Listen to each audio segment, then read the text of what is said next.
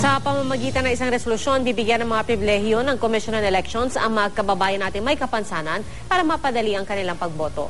Balita hatid ni Athena Imperial. Hirap umano ang karamihan sa Persons with Disabilities o PWD sa pagboto tuwing eleksyon. Ito'y dulot na rin ng kani-kanilang mga kapansanan.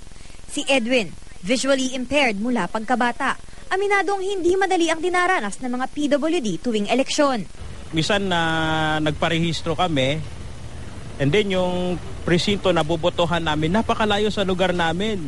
Yan, layo naman. O parang sabi ko, wag na lang kaya. Ngunit sa Resolution 9485 ng Commission on Elections, binibigyan na ng mga pribilehiyo ang mga PWD sa eleksyon.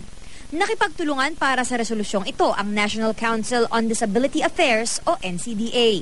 Mahabang konsultasyon nga yung naganap na yan at mahabang campaign din para yung mga LGUs, yung mga election officers ay talagang bigyan nila ng pansin yung ating mga person with disabilities na maganap nila yung kanilang tungkulin na bumoto. At ito ay isang karapatan na dapat na ibigay natin sa mga tao may kapansanan na sila man ay bahagi rin ng decision-making body ng ating bayan. Kabilang sa nakapaloob sa resolusyon, ang polling places para sa PWDs ay dapat nasa ground floor o sa pinaka-accessible na lugar ng voting center, kung saan makagagalaw ng maayos ang di bababa sa 10 PWDs. Mayroon ding assistor sa bawat presinto sakaling hindi kayang bumoto ng PWDs ng mag-isa. Communication and visual assistance tulad ng sign language interpretation at writing materials.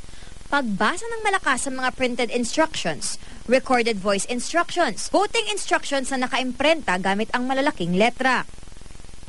At waiting area para sa PWD voters malapit sa accessible polling place. Ang Parish Pastoral Council for Responsible Voting naman, patuloy ang paghikayat sa PWDs na maging election volunteers sa darating na Mayo 13. Ang point ng PPCRB dito is to engage them. First of all, to help them, tulungan sila na makilala nila at matanggap nila na sila ay privilege, karapatan na yon. At yung karapatan, laging mayroong kakabit na tungkulin. At tungkulin din nila na makilahok sa pagbabantay na magkaroon tayo ng tawag namin sa PPCRB, champ elections. Clean, honest, accountable, meaningful, peaceful. Athena Imperial, GMA News.